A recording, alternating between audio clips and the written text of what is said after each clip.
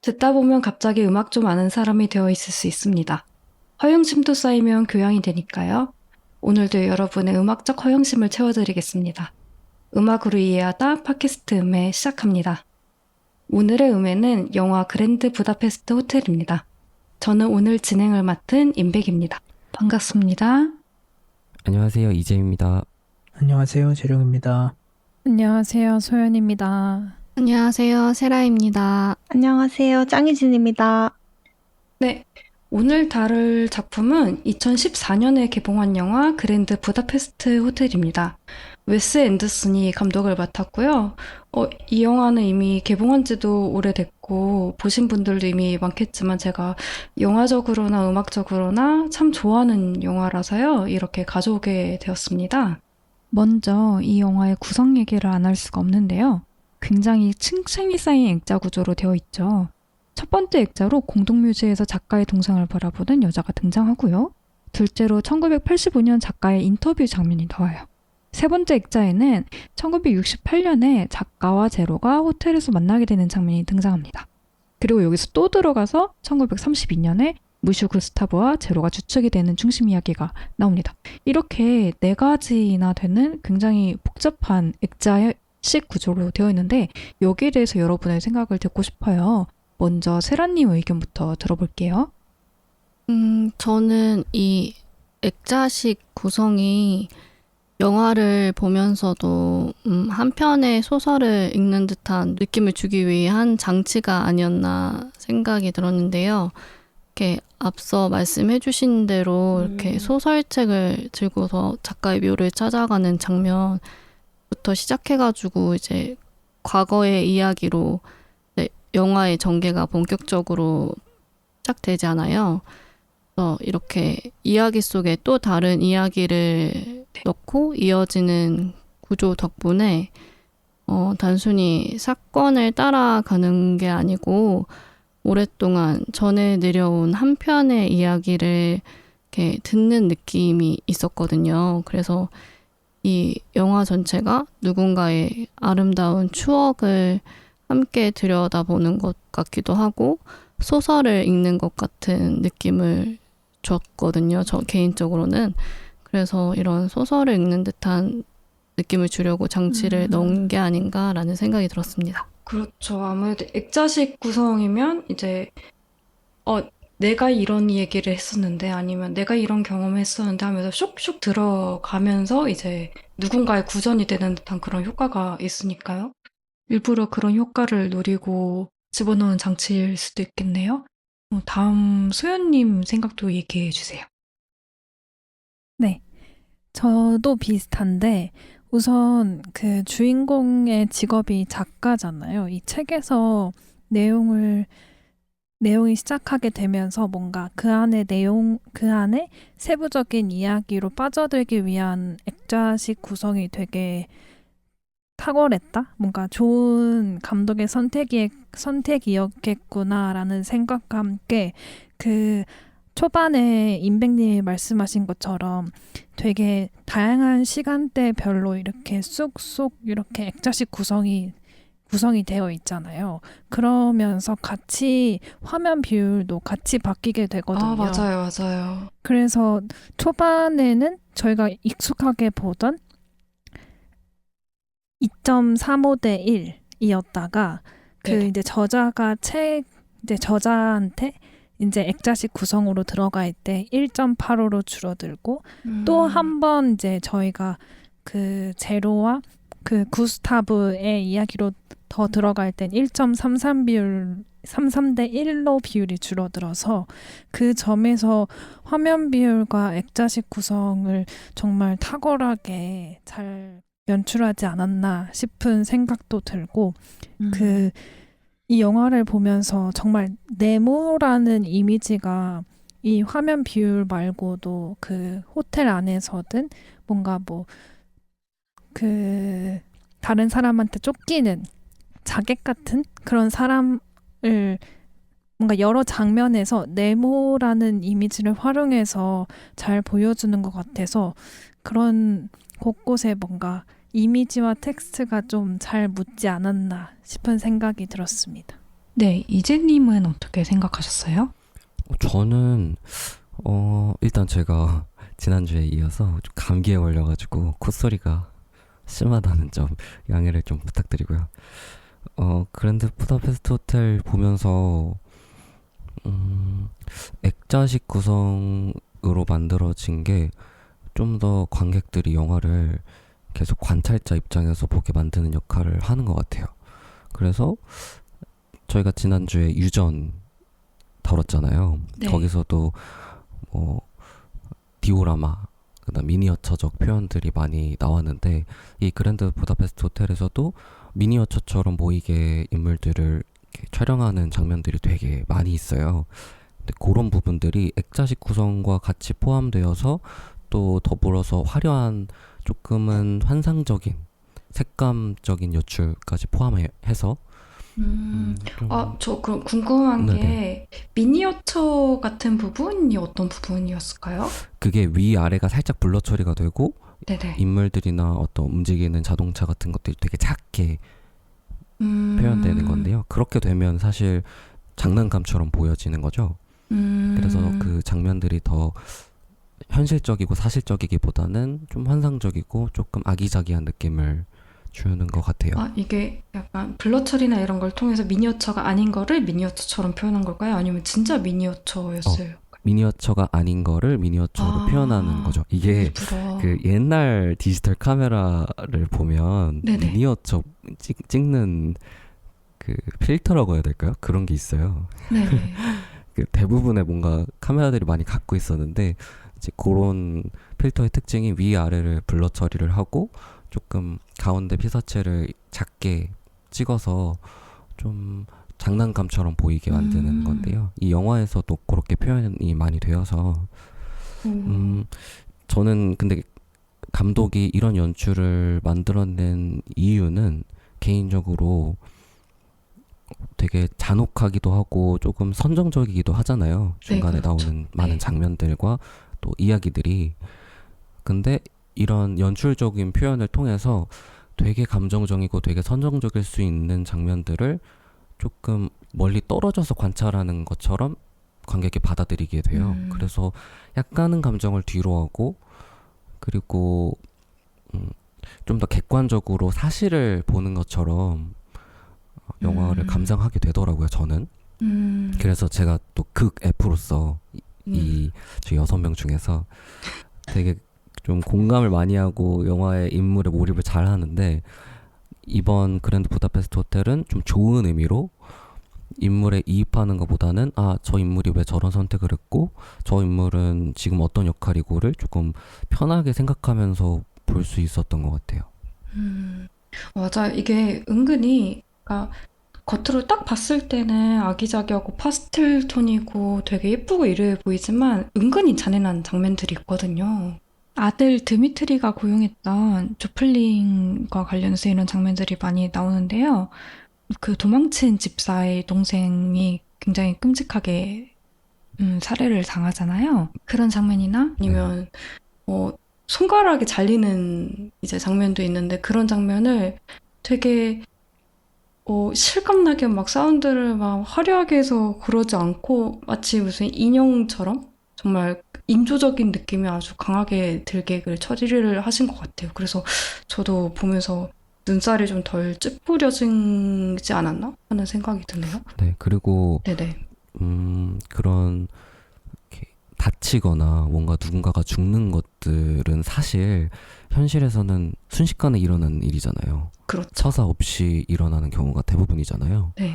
그런 전쟁이 이제 2번 일어나는데 영화에서 전쟁의 어떤 잔혹함 같은 것들, 그 다음에 생명이라는 것이 생각보다 굉장히 허망하게 사라질 수도 있다라는 걸 좀 그런 표현으로 구현한 게 아닐까라는 생각도 들었어요.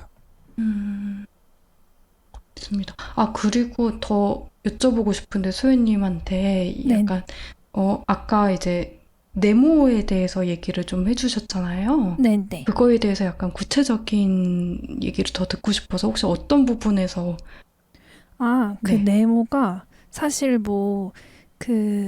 이 드미트리라는 악인이 네네네. 그 액자를 찾잖아요. 그 사과를 든 소년. 네, 결국 맞아요. 그 그림을 찾는 모양도 사실 그 액자고, 그 뭐 기차 안 속에서의 그런 창문들이나 뭔가 그 자객 같은 사람이 아까 초반에 아까 앞서 말씀하신 손이 잘린 그 장면에서도 맞아.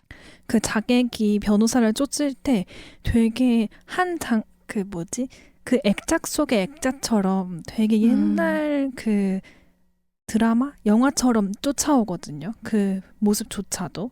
그래서 되게 이게 앞서 말씀하신 이재님이 말씀하신 것처럼 되게 그런 의미들이 막 엄청 무서워 보이진 않지만 그런 잔혹함을 되게 이 감독만의 위트와 약간 유머러스함으로 계속 보여주는 요소 중에 하나로 계속 나왔던 것 같아요. 그래서 저는 좀 팀버튼 영화들도 좀 중간중간 생각이 났어요. 팀버튼 영화. 네. 뭔가 저도 비슷한 이유로 뭔가 팀버튼 감독은 데니엘 프먼이랑 되게 짝꿍이잖아요. 네네. 그런 면에서 전 참 그 이런 세계관을 웨스 앤더슨이랑 데스플라가 진짜 잘 만든다 생각해서 나중에 뭐 짧게 또 얘기를 하겠지만 어쨌든 그 말도 하고 싶었습니다. 네, 다른 분 얘기도 한번 들어보고 싶은데요. 저는 네. 예전에 이 영화를 처음 봤었을 때 사실 중간에 좀 탈출을 했거든요. 왜? 영화관에서 탈출하셨나요? 아니요. 그 아닙니까? 넷플릭스를 껐어요. 네. 아, 진짜요? 네, 그래서 오. 근데 이번에 영화 다시 보면서 그때 왜 끝까지 못 봤을까 생각을 했는데 약간 이 질문을 보고 깨달았어요.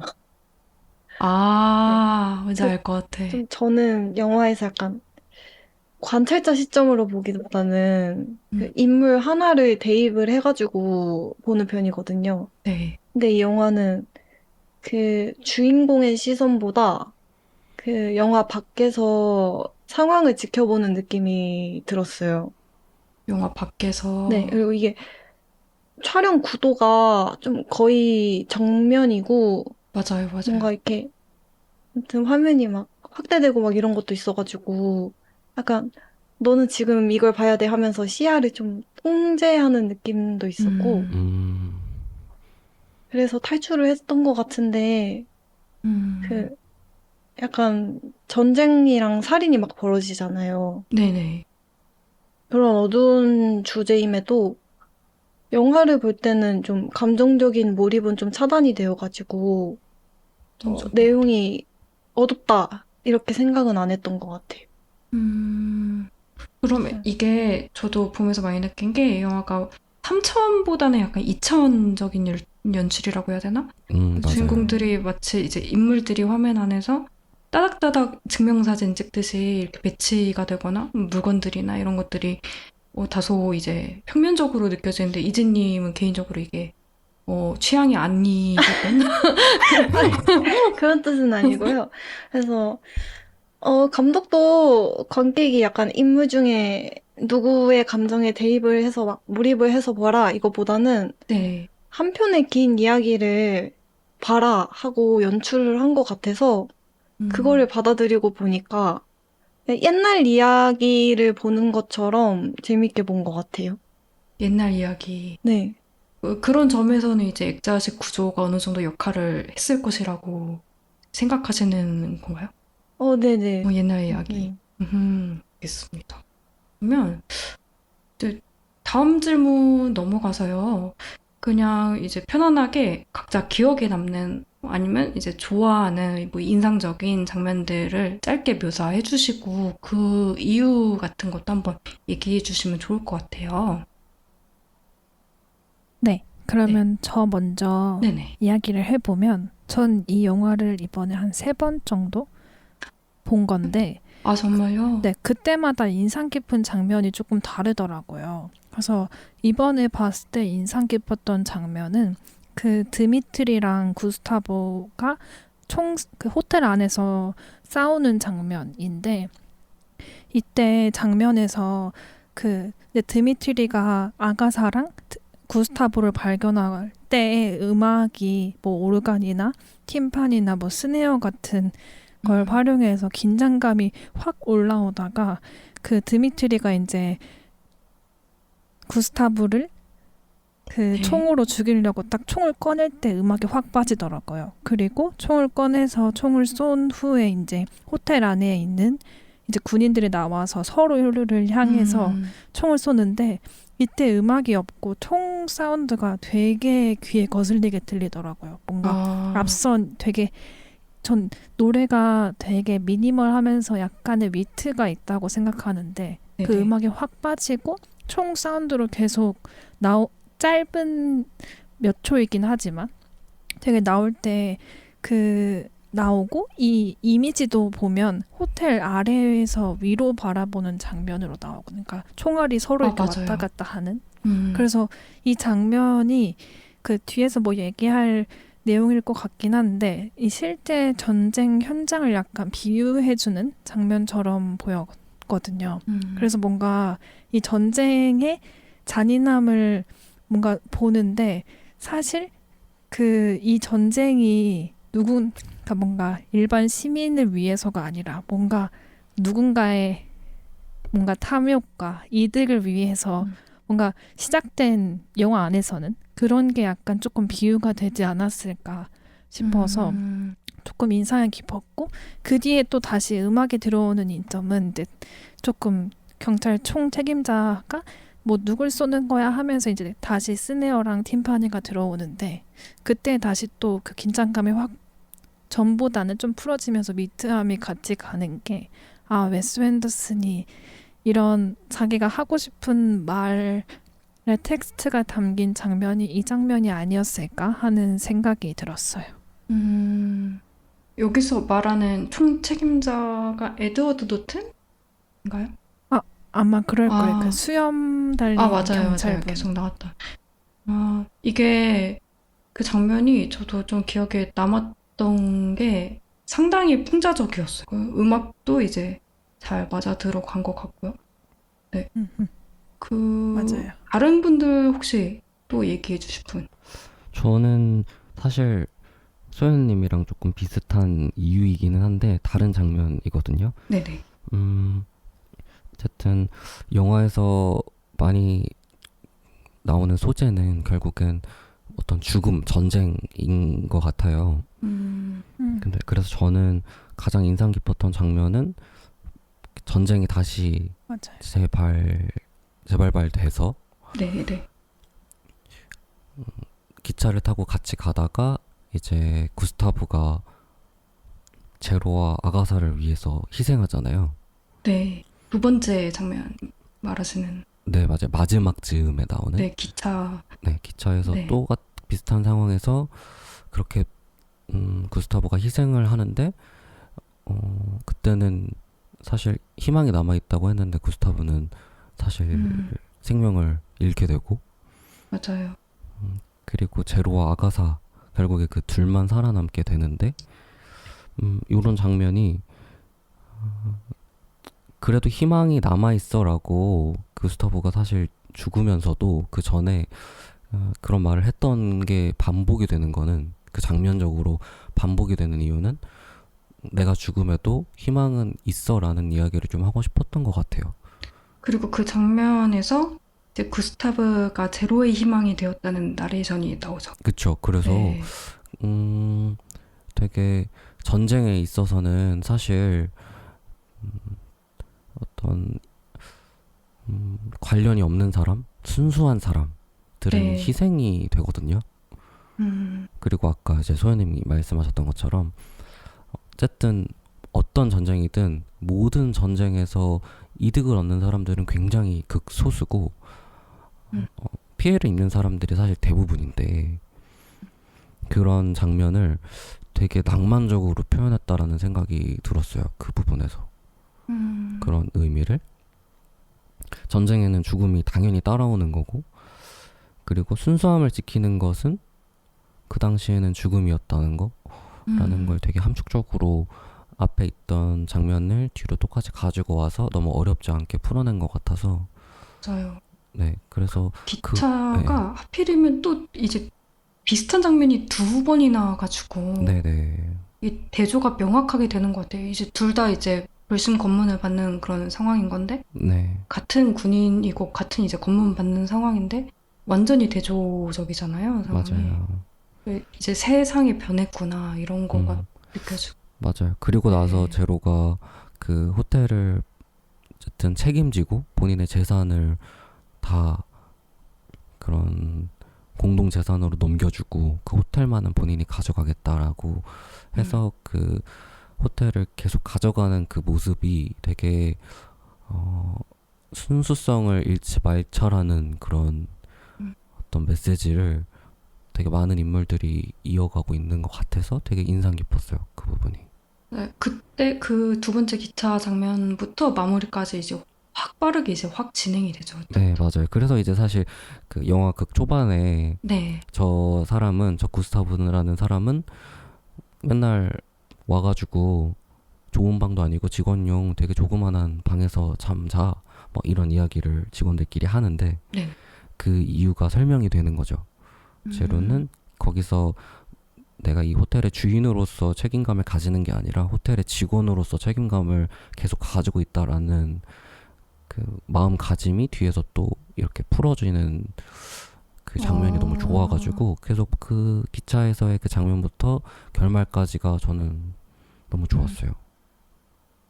그리고 그 기차 마지막 장면이 앞에와 대비되게 흑백으로 연출한 것도 맞아요. 구스타브의 약간 낭만적인 거를 쭉 가지고 갈 수 있게 한 요소였던 것 같습니다. 맞아요. 저는 그때 그 흑백이 이제 뭔가 종말처럼 딱 느껴져서 저도 이 영화를 여러 번 봤거든요. 그래서 두 번째 기차 장면에서 어떤 상황이 일어날지 아니까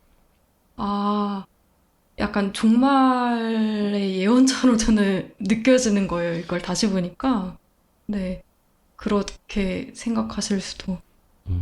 뭐 죽음을 조금 흑백으로 보면 조금 덜 잔인하잖아요. 네. 뭔가 그런 의도도 있을 수도 있지 않을까요? 그 흑백이면 이제 확 과거다. 이제 확 맞아요. 옛날 얘기다. 이런 느낌이 확 드니까. 너무 흥미로운데 이진 씨도 한번 흥미로웠던 장면 얘기해 주시면 좋을 것 같아요. 저는 그 막 유튜브 쇼츠로도 되게 유명한 장면인데 네. 그 군인이 박스를 열면서 이렇게 빵이나 치즈 같은 거를 칼로 찔러봐가지고 확인을 하는 장면 있잖아요. 네. 그때 이제 케이크 상자를 왜? 아닙니다. 그러니까 이거를 어떻게 잘라? 너무 아까워서 딱 그쵸? 맞아요. 그래서 군인이 저렇게 작은 음식까지 다 직접 칼로 찔러보는 저런 험악하고 위험한 곳인데 이 네. 예쁜 케이크를 보고 되게 흠칫 이렇게 하잖아요. 맞아요. 그래서 그게 너무 재밌는 연출 같기도 하고 네. 약간 저 험악한 곳에 있는 군인의 낭만을 보는 것 같아서 갑자기 너무 귀여운 그 진짜 정말 케이크 진짜 완전 조그만한데 그거를 아저씨들 여러 명이서 막 나눠 먹잖아요. 그것도 너무 그렇고 그 장면도 네. 그 케이크를 다 이제 반입하는 이제 물품들 검사하는데 그 장면 자체가 되게 과장이 된 게 그 컨베이어 벨트 같은데 이제 밀려서 오잖아요. 네. 근데 그 물품들마다 다 자르는 도구가 다 달라요. 맞아요. 그러니까 그거 장면 자체가 되게 자기적인 장면이라는 거를 저도 그 장면 되게 재밌다고 생각을 했어요. 맞아요. 그리고 이게 네. 칼을 써는 그 소리가 너무 좋아요. 약간 영화가 전반적으로 이 폴리 사운드가 네네. 너무 쫀득해요. 인정합니다. 네, 너무 좋았어요. 재룡 씨는 어떻게? 네. 저도 예전 이거를 한 세 번 봤는데, 네. 예전에는 저도 그 장면이었어요. 열차의 그 앞뒤 장면. 네. 네, 그랬는데, 이번에는 좀 다르게 이제 4부였나? 탈옥 하잖아요. 네. 탈옥하고서 이제 호텔한테 쫙 전화 돌리는 아, 플롯부터 이제 수녀원에 가는, 수녀원이 아니지. 정확히 뭔지 모르겠는데 수도원? 수도원이겠죠? 네, 그 뭐 산 아무튼 꼭대기에 있는, 네. 수도원인 것 같아요. 네, 거기까지 가는 그 장면 그 전체가 되게 저한테는 인상이 깊었고, 왜 그러냐면은 일단 처음으로 그거를 뽑은 이유는 네. 음악적 그 스토리텔링이 너무 완벽했어요. 그 장면 네. 저도 제일 좋아해요. 네. 네, 음악적 스토리텔링이 완벽했다는 게 그 음악의 구성, 그러니까 빌드업하는 과정도 되게 완벽하고, 그 컷 넘어갈 때 이제 악기가 추가된다든지 그러는데 좀 그게 제일 크게 보이는 데가 이제 그 꼭대기 도착했을 때 네. 나오던 그 템포의 그 악기에다가 콰이어가 추가되잖아요. 네네, 맞아요. 이제 그 사람들이 미사할 때 부르는 그런 것처럼. 네. 네. 그 전에도 그렇고 그때 딱 이제 와, 이 진짜 변태 같다. 네, 그 느낌을 딱 이게 비단 그 장면뿐만이 아니라 탈옥신도 그렇고 전체적으로 행동들이 음악에 좀 맞춰 있는 느낌이 종종 있어요. 뭐 예를 들어서 탈옥할 때 그 창살 깰 때 있잖아요. 막 도망칠 때 창살을 자기들끼리 뭉쳐갖고 막 조그만 망치 같은 걸로 막 엄청 때리는 장면이 있거든요.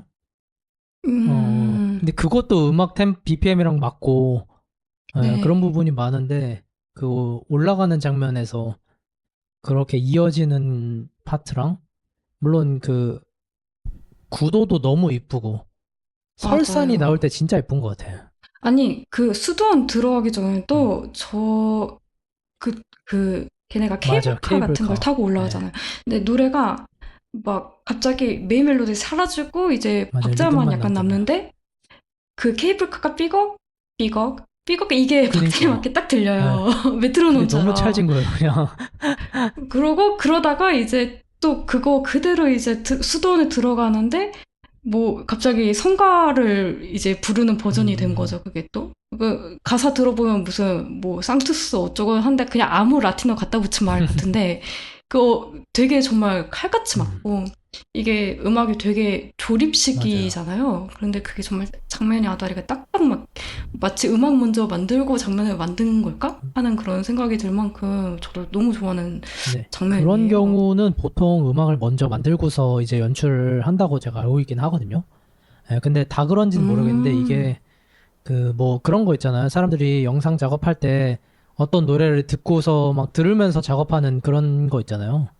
그게 영화 쪽에서도 네. 이거는 물론 이제 그 각각의 편집자가 아니라 감독이 이렇게 의도를 했겠지만, 예. 네. 그래서 뭐 그 정확하게 BPM에 맞춰서 뭔가를 행동하는 게 너무 아까 말했던 미니어처 같고 되게 귀여운 장면이었어요. 뭐 계속 같은 거를 반복하는데 지루하지 않은 게 진짜 능력인 것 같아. 큰 공감을 보내면서 이제 세라님도 이거 얘기해 주실 수 있으세요? 아, 저는 근데 네네. 앞에 말씀해 주신 것처럼 뭐 깊이 있게는 생각을 못 했고요. 저는 네. 미장센적으로 생각이 들었는데 다들 그 그랜드 부다페스트 호텔 그 분홍빛 외관 있잖아요. 그 대칭적인 구도랑 미장센이 가장 기억에 남고 또 하나는 이제 아가사랑 제로가 난간에서 떨어진 뒤에 분홍색 트럭 안에 있는 장면 있잖아요. 그 장면 그게 너무 예쁘죠. 네, 상황이 엄청 긴박한 순간인데 그 미장센적으로는 화면의 색감이랑 소품들이 너무 동화 같고 아름다워가지고 맞아. 그 장면이 좀 기억이 오래 남았어요. 그 핑크색 맨델스 박스에 둘러싸여서 둘이 네, 맞아요. 장면 자체가 너무 예뻤던 기억이 나네요. 파스텔 톤이 되게 많아갖고 네. 엄청 동화 같은 것 같긴 해요, 확실히. 중요한 되게 긴박하거나 그런 장면인데도 톤이 너무 파스텔이니까 더 낭만처럼 보이고 막 그런 느낌. 긴박한데 약간 낭만을 챙기는 그런 맞아, 거가 맞아. 계속 이제 드러나는 것 같아요. 음. 장면적으로나 뭐 대사로나. 네. 넘어가서 작곡가에 대해서도 이야기를 한번 해볼까 하는데요. 우선 이 작품은 알렉상드르 데스플라라는 프랑스 출신의 작곡가가 이 작품을 맡았고요. 이 작곡가는 이제 필모를 짧게 얘기해드리면 제게, 킹스 스피치, 제로 다크 서티, 이미테이션 게임, 쉐이프 오브 워터 등 정말 많은 작품들을 작업을 하셨어요. 네, 재밌게도 웨스 앤더슨이랑 작업을 정말 많이 했는데요. 오늘 다룰 이 작품 이제 뿐만 아니라 판타스틱 미스터 폭스, 물라이즈 킹덤, 뭐 프렌치 디스패치, 에스토로이드 시티 뭐 등등 정말 많은 작품 같이 했더라고요. 근데 이제 오늘 다루는 이 작품으로 아카데미 음악상을 이제 받았고요. 죄송합니다. 네. 그래서 작곡가나 작품 같이 음악적인 이야기를 같이 해볼까 하는데요. 이지 씨 먼저 얘기를 들어볼게요. 저는 일단 알렉산드르 데스플라를 되게 곡들을 되게 좋아하는데 쉐이브 오브 워터에 나오는 곡을 정말 좋아하거든요. 근데 알렉산드르 데스플라가 했던 작품들은 대부분 조금 물론 해리포터도 있지만 해리포터는 조금 개인적으로 데스플라의 음악과 평소에 데스플라의 음악과 조금 다르다는 느낌을 받았어가지고 제가 느끼는 데스플라의 음악은 대부분 감정적으로 굉장히 중립적이었던 것 같아요. 중립적이다. 네, 그런 악기의 어떤 소리나 질감을 되게 잘 쓰는 것 같고 네. 쉐이브 오브 워터에서 제가 좋아하는 것도 멜로디가 나오는 악기가 되게 친숙하게 들리는 어떤 소리는 아닌데 되게 따뜻하거든요. 근데 그런 소리의 질감과 어떤 멜로디는 조금 신비롭고 그런 것들이 쉐이브 워터의 어떤 주제라고 해야 될까요? 어떤 외적인 것과 상관없는 사랑? 낯설게 보이지만 사실은 따뜻한 그런 이미지를 굉장히 잘 가져간다고 생각을 해서 그 곡을 굉장히 좋아하는데 이번에 그랜드 부다페스트 호텔에서도 비슷한 느낌을 받았어요. 이게 미스터 구스타브라는 곡이 그 메인 테마인 것 같은데 거기서 약간 어떻게 보면 좀 아라비아 같은 그런 느낌도 나고 혹시 그 곡이 어느 상황에서 나오는 노래죠? 초반부터 계속 끝까지 반복이 되기는 해요. 무슨 악기라고 해야 되죠? 그 발랄라이카 네, 맞아요. 러시아 현악기라고 하는데 그 뜯어지는 그 현악기. 현 뜯는 아. 스타일의 곡을 말하는 것 같아요. 그 벤조 같은 악기. 네, 맞아요. 아, 현악기인데 이제 네. 기타나 아니면은 어떤 하프 같은 그런 느낌으로 소리가 계속 이제 나오는데 이런 소리가 이 영화에서 나오는 약간 미니어처적인 표현, 화려한 색감, 약간의 신비로움, 장난감 같은 느낌을 같이 주거든요. 근데 그렇지만 유치하지 않는 것 같아요. 그런 소리나 멜로디의 사용이 소리의 질감이나 이런 것들은 어떻게 보면 약간 가볍다고 생각할 수도 있는데 내용이 가볍지 않은 내용이다 보니까 그걸 이런 신비로운 느낌과 좀 감정적으로 중립을 지키려는 그런 소리로 같이 사용이 돼서 극 자체에서 사실 되게 튀는 소리일 수도 있고 네. 사람이 많이 안 들은 악기라거나 아니면 독특한 소리에는 확실히 귀가 많이 쏠리기 마련인데 이 장면들과 어우러지는 음악이 너무 약간 완벽하다고 느껴서 그게 전혀 거슬리지 않고 오히려 장면을 더 배가시켜서 신비롭고 그치만 약간 감정적으로 너무 어리지만은 않은 그런 것들을 잘 표현한 것 같아서 저는 그런 부분이 너무 좋았던 것 같아요. 이게 이 감독이랑 많이 작업을 한 이유가 있는 것 같은 게 원래 데스플라가 다른 작품들 예를 들면 뭐 이미테이션 게임이나 새끼나 이런 거 들어보면 스타일이 완전히 달라요. 그런데 이거랑 제가 프렌치 디스패치라는 영화도 봤었거든요. 네네. 그것도 웨스 앤더슨 작품인데 이 영화의 노래랑 상당히 많이 닮은 점이 많아요. 그러니까 명확한 이제 인과가 있고 화성진은 이제 우리가 고전 클래식 교향곡을 듣는 것처럼 그런 느낌이 아니고 조립식 음악이라고 해야 되나? 그러니까 어느 악기가 어느 부분에 이제 끼어들어도 약간 자연스러운 약간 그런 구조라던가 자칫 이제 가벼워 보일 수도 있고 약간 그런 스타일이 굉장히 유사하더라고요. 그래서 네, 저도 이재님 얘기 들으면서 그런 생각이 드네요. 다른 분들 생각 한번 들어보고 싶어요. 그 데스플라가 작곡한 음악은 네, 그 쉐이프 오브 워터 때도 그렇고 네. 아까 제가 듣기엔 조금 간질간질하면서 좀 신비로운 느낌이 들었거든요. 음. 좀 둘 다 성인용 동화처럼 약간 유치하지는 않은데 그렇다고 현실적이지도 않은 그런 느낌이 둘 다 있어서 음. 이게 그 영화가 액자식 구성에다가 그 색감도 되게 인공적으로 화사하게 한 부분도 있고 인공적으로 차분하게 한 부분도 있잖아요. 그렇죠. 그래서 그 둘의 대비가 조금 강해서 이거 완전 이야기다라는 생각을 했었는데 이 음악이 되게 동화 같은 느낌으로 잘 들어간 것 같아요.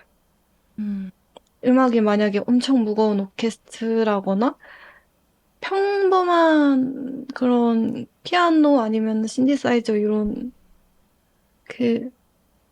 그런 음악이었으면은 살짝 미장센이 좀 겉돌았을 것 같은 느낌. 근데 그게 약간 잘 만들어진 정말 어른들을 위한 인형극 내지는 동화 약간 정말 꾸며진 정말 인위적인 향이 듬뿍 담긴 그런 느낌을 말씀하시는. 그리고 이지님은 처음 봤을 때도 네. 이번에 봤을 때도 그게 그렇게 아주 취향은 아니었다. 저 좋았다고 얘기를 하고 있는 거예요. 그래서 되게 에스닉한 악기가 많이 쓰여서 맞아요. 이 네. 가상의 나라잖아요. 네. 가상의 나라의 그 시대의 이미지가 좀 잘 와닿았어요, 음악으로. 좋습니다. 그 가상의 나라 하니까 생각나는 게 네. 제가 저만 그런지 모르겠는데 이거 보다가 거의 맨 뒤에 이제 그 탈옥하고서 막 뭐 얼마 있냐고 그 제로한테 구스타브가 네. 얼마 있냐고 물어보고 그 자기를 도와준 조력자한테 얼마를 주라고 막 이런 장면이 있어요. 맞아요. 무슨 맞아요. 뭐 그 화폐 가치가 뭐였는지 잘 기억이 안 나는데 동전 하나를 줬었나? 무슨 막 25 뭐였나 막 그랬는데 네. 제가 그래서 이게 얼마야 하고서 검색을 해봤는데 이게 여기에 그 가상의 나라의 돈이구나 이러더라고. 그거를 존재하지 그때 알았어요. 않은. 저는 이게 가상의 나라인지를 모르고 그냥 봤거든요. 네. 네, 그래갖고 이게 얼마지 하고서 환율 계산해보려고 딱 쳐봤는데 안 나오는. 그걸 진짜 나는 계산기를 쳐놨다는 게 난 너무 웃겨. 이거를. 아니 안 나오는 거야. 그래갖고 뭐야 아니구나. 그때 알았죠. 나는 이게 가상의 세계라는 거를. 이게 웨스 앤더슨 작품들이 대부분 다 가상의 세계를 깔고 네, 영화가 맞아. 이제 구성이 돼 있더라고요. 네, 맞아요. 그래서 제가 이거를 시작으로 이제 웨스 앤더슨 영화를 많이 봤는데 아까 말씀하셨던 뭐 프렌치 디스패치도 네. 봤고 막 그 전에 막 문라이즈 킹덤이나 이런 것도 다 봤는데 네.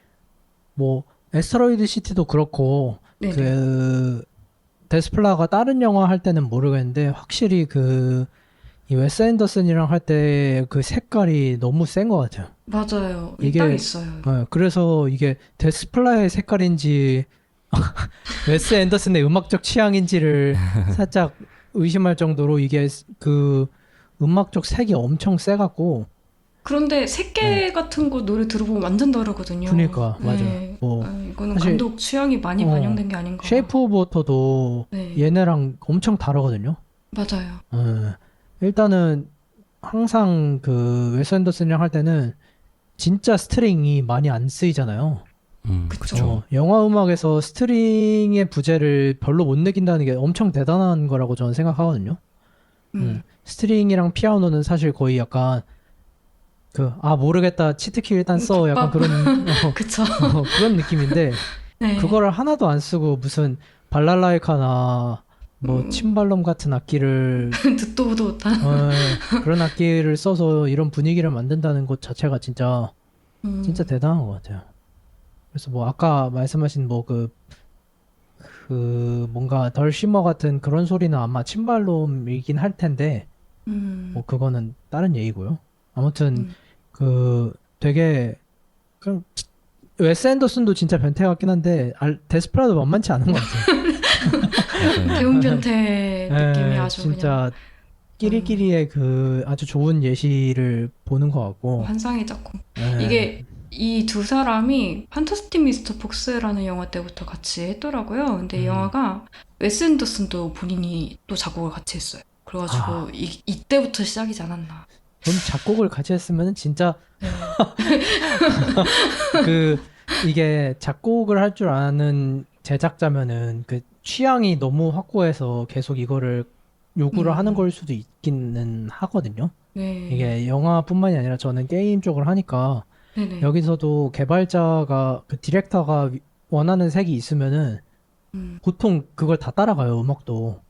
그럴 수밖에 없죠. 예, 그러다 보니까 여기도 약간 그런 느낌이지 않을까. 아, 그리고 게임 얘기를 하니까 생각난 건데 네네. 웨스 앤더슨 영화에서의 이 음악들이 보통 그 게임의 음악 중에 이제 적응형 음악이라고 있거든요. 그 이론 중에. 네. 그게 이제 뭐 어떤 뭐 예를 들어서 루프가 깔리고 있다가 뭐 전투에 네. 들어가면 뭐가 막 악기가 추가된다든지 하는 맞아요. 뭐 그러니까 음악 조각들을 여러 가지로 내놓고서 합치는 뭐 어떤 특정 마을이나 던전에 들어가면 음악이 또 자연스럽게 바뀌고 뭐 이런. 그게 이제 인터랙티브 오디오라고 막 네네. 기법인데 네. 여기서 그런 비슷한 게 엄청 많이 쓰여요. 아까 제가 좋다고 말했던 그 수도원 갈 때도 그렇고 네. 루프를 깔아놓고서 이제 갈 때마다 뭐 드럼만 나온다든지 뭐 악기만 나온다든지 그 멜로디 악기만 나온다든지 하는 그런 게 완전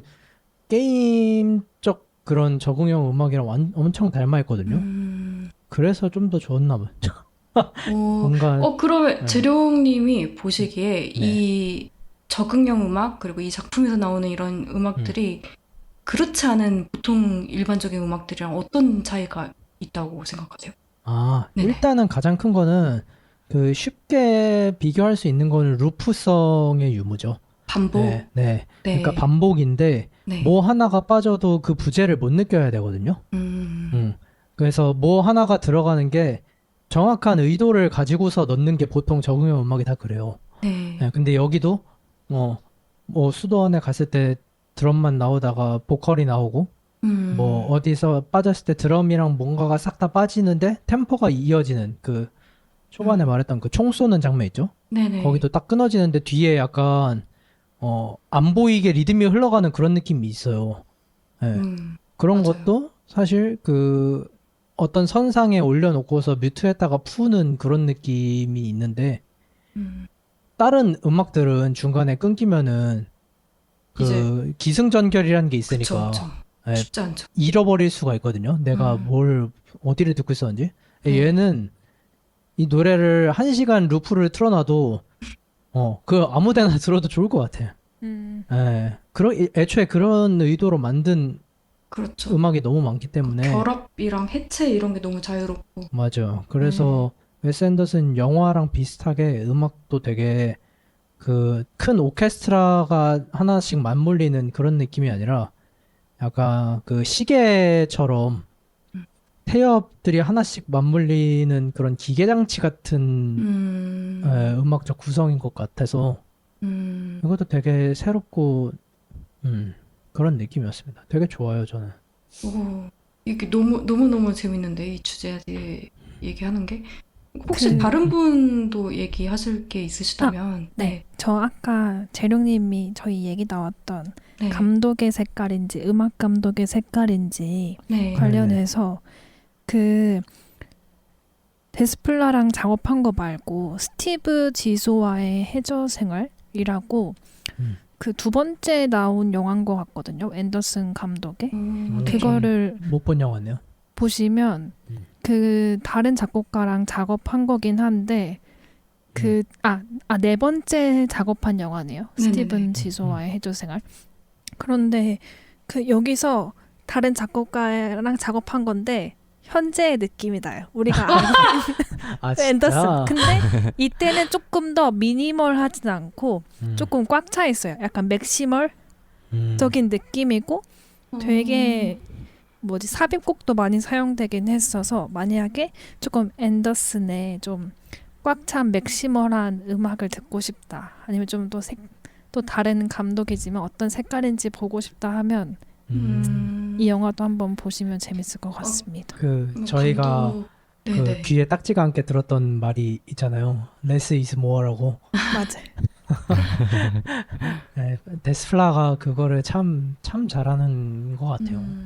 맞아요. 그리고 저는 데스플라가 오스티나토를 참 잘 만든다고 생각하거든요. 엄청 좋아하죠. 그렇죠. 네. 그렇죠. 그래서- 오스티나토가 뭔지 짧게라도 이제 네. 얘기를 해주세요. 오스티나토가 그 네네. 짧은 모티브를 되게 반복해서 네. 보여주는 거라고 설명하면 될까요? 네, 맞아요. 정확해요. 짧은 어떤 모티브, 주제, 그 몇 개 안 되는 음이나 리듬 패턴 같은 거를 계속 반복하는 거를 오스티나토라고 하죠. 네. 그래서 제가 쉐이프 오브 워터도 그렇고 네. 그 작은 아씨들 영화를 되게 좋아하는데 네. 그 영화에서도 그렇고 이미테이션 게임도 음. 되게 그런 좀 긴장감 있는 오스티나토가 엄청 인상 깊었던 기억이 있어서 참 이 작곡가는 이런 오스티나토 참 잘 만든다라는 기억이 있어서 되게 인상 깊었고 앞서 말씀하신 것처럼 쉐이프 오브 워터에서 저는 목관이 너무 인상적이었거든요. 어떻게 플룻을 이렇게 멜로디를 잘 만들지 싶었는데 데스플라가 어렸을 때부터 플룻을 분 걸로 알고 있거든요. 아, 본인이요? 뭔가 했다고 듣긴 했어요. 그런 일을. 그렇구나. 그래서 확실히 그런 류의 목관 악기를 잘 표현하지 않을까 곡에서. 아, 맞아요. 이게 작곡하는 사람들 보면 자기가 주력 악기가 뭐였는지에 따라서 이게 확실히 달라요. 피아노 주력으로 한 작곡가, 바이올린 아니면 타악기, 기타 다 이제 이 사람 다른 악기도 작곡 잘하는 것 같은데 하다가 자기가 원래 했던 악기 하면 날라다녀요. 확실히 다른 것 같아요. 다른 얘기로 넘어가서 이 영화에는 되게 코믹하고 엉뚱한 장면들도 되게 많았었잖아요. 제가 봤을 때는 이게 대부분의 장면이 이 구스타브가 정말 장소랑 때에 맞지 않게 갑자기 향수를 챙긴다던가 막 되지도 않는 이제 허리 허식을 막 부리는 거죠. 그런 장면들이 너무 많다고 이제 생각이 들었는데 왜 이 구스타브는 왜 끝까지 이런 품위라던가 이런 신념을 지키려고 했는지 여기에 대해서 한번 얘기를 해볼까 해요. 이진님 먼저 얘기를 해주세요. 구스타브라는 인물은 네. 호텔 지배인으로 오래 살면서 약간 남들한테 되게 완벽한 모습만 보이려고 노력을 했던 사람이잖아요. 네. 그래서 그런 직업적인 모습을 좀 넘어서 그 예의나 품위 같은 것을 자신의 정체성이라고 생각을 했을 것 같아요. 그래서 자신이 그 원칙을 계속 지키는 게 자기 자신을 지키는 그런 일이라고 믿어서 전쟁이 막 발발하고 자신이 살인범으로 몰리는 와중에도 그 품위를 잃지 않으려고 했다고 생각합니다. 여기서 조금 더 들어가서 왜 그럴까요, 그 사람은? 만약 자기가 이런 지켜왔던 품위나 신념을 버려버리면 네. 약간 평생 이 쌓아왔던 자신의 정체성까지 무너진다고 여겼기 때문이 아닐까. 정체성이다. 네. 다른 분들의 생각도 한번 여쭤볼게요. 저도 그렇게 생각을 예전에는 했었는데 저는 좀 바뀐 게 네네네. 그 사람이 하던 대사 중에 그 도살장 같은 세상에도 희망의 한 가닥은 남아있다 이런 말을 하거든요. 네, 2번 네. 나왔죠, 그 얘기. 네네. 네네. 그 주변에 그 사람의 과거가 어떤지 안 나오잖아요. 맞아요. 맞아요. 네. 그게 저도 이제 전쟁 때문에 뭔가가 있지 않을까라는 생각을 했는데 그거는 네. 뭐 모르는 거니까. 아무튼 그 주변 세상이 이제 막 전쟁에 뭐 그 계속 그 파시스트 뭐들 막 이러면서 막 그 막 아주 극대노를 하잖아요. 그 열차 장면에서. 정말 어. 택도 없는 반응을 하죠. 네, 뭐 그냥 두드려 맞고 네. 바로 착해지는데 아무튼 그 파시즘이라는 단어가 나온 이유가 확실히 그 영화 전반에 이제 깔려 있다고 생각되는데 전쟁에 대한 그런 메시지도 그렇고 그 주변이 이제 그런 되게 잔인하고 그 맨 뒤에 같은 경우는 이제 흑백으로 나뉜 것도 네네. 되게 그런 뭔가 칙칙한 그런 세상을 연유로 둔 것 같기는 한데 낭만이 이제 끝나는 예, 세상. 예. 네. 그 중에서도 이제 자기가 믿는 그런 낭만과 그런 품위에 있는 그런 아름다움이라는 네. 거를 끝까지 이제 유지를 하고 싶었던 거지 않을까 싶어요. 그래서 이제 그 품위만큼은 이제 정돈된 상태를 유지하겠다. 뭐 약간 그런 느낌으로. 어떻게 보면은 그 파시즘이 판치고 되게 전쟁이 되게 빈번하게 일어나는 그런 세상의 저항이라고 볼 수 있겠다고 생각해요. 뭐 결론적으로는 그렇게 신념을 지키다가 죽기는 하지만 죽음으로써 더 고결해지는 것도 있잖아요. 그렇죠. 뭐 그래서 지키려고 했지 않을까 싶어요. 사실 근데 그 질문부터 약간 그 자신의 품위와 신념을 지키려고 했나? 라는 생각을 좀 하긴 했어요, 저는. 그게 품위와 신념이라고 생각한다기보단 되게 그냥 뭐 저는 약간 저항의 의미로 받아들였다 보니까 아, 정말요? 그냥 아, 아까 말했던 파시즘과 전쟁에 대한 그런 저항 같은 음, 저항 정신이라고 그거를 이제 품위로 드러내고 있는 뭐 그런 거라고 생각을 했었는데 뭐 뭐 아무튼 이게 그렇습니다. 감독 인터뷰, 전쟁이 이제 큰 것 같아요. 아무래도 음. 영화에 미치는 영향이. 네, 인터뷰 같은 거를 보면 딱 정말 어떤 특정 국가의 특정한 전쟁, 특정한 뭐 이런 시기를 다룬 게 아니고 가상이었다고 해요. 근데 이제 모티브는 또 명확한 거죠. 그래서 그렇죠. 이제 유럽에서 일어났던 양차 세계대전을 한 전쟁으로 이제 뭉뚱그리고 이제 가상의 이제 유럽 속 국가를 모티브 삼아가지고 이렇게 했는데 이 전쟁 전과 후가 이제 극명하게 바뀌는 약간 이런 상황에서 이제 전쟁 전의 어떤 낭만 아니면 그런 거를 이제 추구하고자 하는 마음 그리고 전쟁 궁극주의나 뭐 폭력이나 이런 거에 대한 이제 저항 정신 이런 거의 표출이라고 이렇게 보셨다는 네 네. 알겠습니다. 그러면 세라님 이야기도 한번 들어볼까요? 저는 지금 말씀해주신 거랑 거의 비슷하게 생각을 했는데요. 네.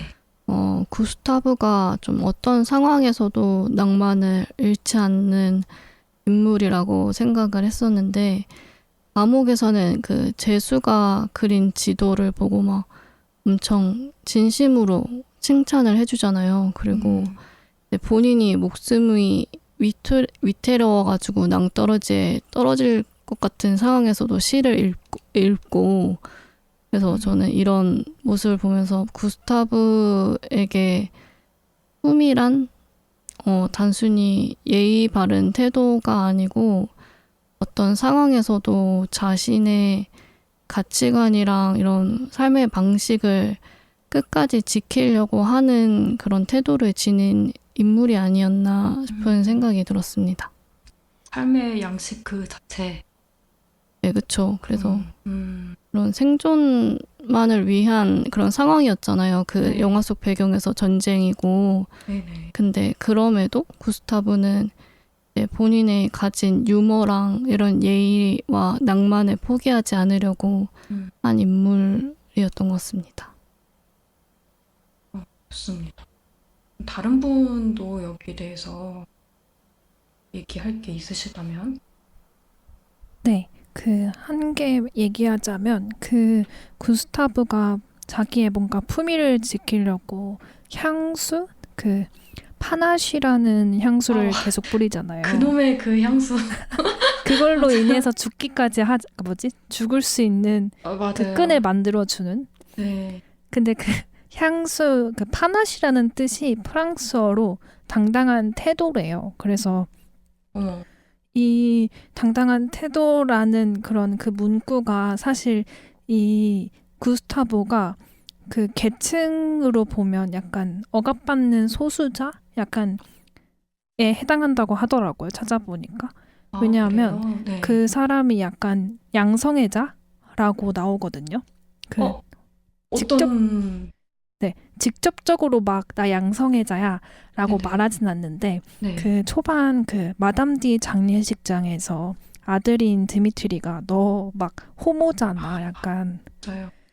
이런 얘기도 하고 그 초반에 뭐 구스타보가 나는 뭐 내 친구들 모두와 잠자리를 가져 이런 단어에서 이 친구가 그 다 말하는 거라고 하더라고요. 근데 포함해서. 새삼 소연님이 그렇게 약간 아기자기한 목소리로 말하니까 그 절대 섹시하지 않은 그 효정이 추는 버블팝 같은 그런 것처럼 들리네. 약간 뭔가 영화 같달까? 아 뭔가 약간 배덕감이 든다. 굉장히 사실 그 뭔가 큰 장면이잖아요. 네. 대사로는. 근데 영화에서도 근데 지금 소연님이 말씀하신 것처럼 되게 아무렇지 않은 것처럼 이렇게 훅 넘어가거든요. 그런 맞아요. 대사들이 나왔을 때. 네, 여튼 죄송합니다 말까. 아닙니다. 저 정말 빨리 지나가가지고 그냥 그 에이드리언 브로디 그 아들이 그냥 퍽 치고 그냥 바로 넘어가는. 네, 그쵸. 네. 그 장면도 참 그 아 너무 사면타 하잖아요. 너무 웃겨가지고 아니 근데 그 장면 너무 웃긴 게 그 이게 얘가 제일 치고 제가 제일 치고 제가 제일 치는데 그 맞기 전에 그 사람을 한 번 봐요. 맞아요. 그러니까 너무 웃겨가지고 제가 몇 번 돌려봤는지 그 장면도 진짜. 그것도 리듬에 맞췄던 것 같은데. 아 배운 변태. 예. 다시 그 얘기로 돌아가서. 그래서 그 얘기로 돌아가자면 네네. 어쨌든 구스타브라는 인물이 되게 사회적 소수자, 약자에 해당하고 같이 있는 제로도 사실 되게 이민자의 뭔가 난민에 대한 조금 유대감을 가지고 그 기차 안에서 여러 번 제로를 구하려다가 마지막에는 어쨌든 죽게 되는 그리고 앞선 재령님이 말씀하신 것처럼 자기의 뭔가 출생이나 과거를 얘기하지 않는 면에서 이 사람이 되게 뭔가 억압받는 소수자에 해당하지만 뭔가 그런 향수라는 어쨌든 그런 당당한 태도를 이 사람이 신념을 가지고 살아가다라고 뭔가 살아가게 되지 않았을까 뭔가 어쨌든 저항에 저도 가깝지 않을까 뭔가 그래서 조금 저는 이 인물이 처음에 너무 입체적인 거예요. 구스타브. 막 미적으로 너무 예민하고 그렇죠. 꼰대같이 막 시를 좋아하고 막 되게 아니 막 그왜 시를 좋아하는 게 왜 꼰대야? 아니 감옥에서 죄송합니다. 습관적으로 아니 근데 읽혔습니다. 저는 그거 이해가 되는 게 감옥에서 편지를 보내는데 이 직원들이 이제 식사할 때 다 기다리잖아요. 넘겨달라고. 교장 선생님 훈한 말씀 같잖아요. 그게 네, 너무. 맞아요. 그런 면에서 그렇다. 아, 근데 진짜 절대. 꼰대면 그걸 말할 때 밥도 못 먹게 하지 않을까요? 맞아요. 그렇긴 하네요. 그건 꼰대가 아니고 약간 그 열린 교회 닫힘처럼 맞아. 오픈된 꼰대 같은 느낌. 왜냐면 열린 교회 나. 구스타브는 죽기 직전에도 물론 그때는 안 죽었지만 그 절벽에서 매달려 있을 때도 시를 읽는단 맞아요. 말이에요. 맞아요. 그러니까 시에 굉장히 진심인 사람인 건 맞는 것 같아요. 그래서 사실 그런 면에서 이 사람이 낭만이 있다라는 것 같긴 해요. 진짜.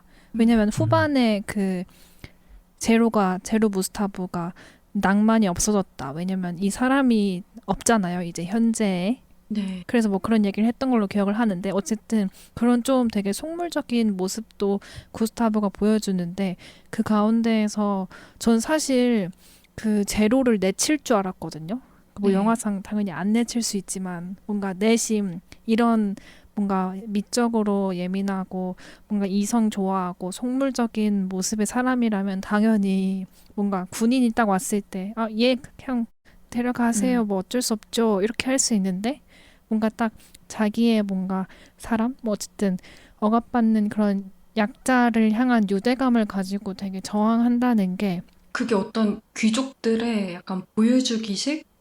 우리는 맞아. 노블리스 오블리주 한다. 약간 음. 이런 거일 수도 있고요. 그쵸. 근데 약간 그런 게 아니라 진짜 진심에서 네. 우러나오는 그런 느낌이라서 막 되게 합격 맞아요. 그리고 막 그런 느낌이었지. 결혼식에서 이렇게 뭔가 좀 축하해주는 말 이런 것도 되게 해주는 걸 보면서 이 사람이 되게 좀 입체적이면서 좀 의리 있고 되게 좀 다시 보게 되는 그러니까 영화 끝까지 봤을 때 음.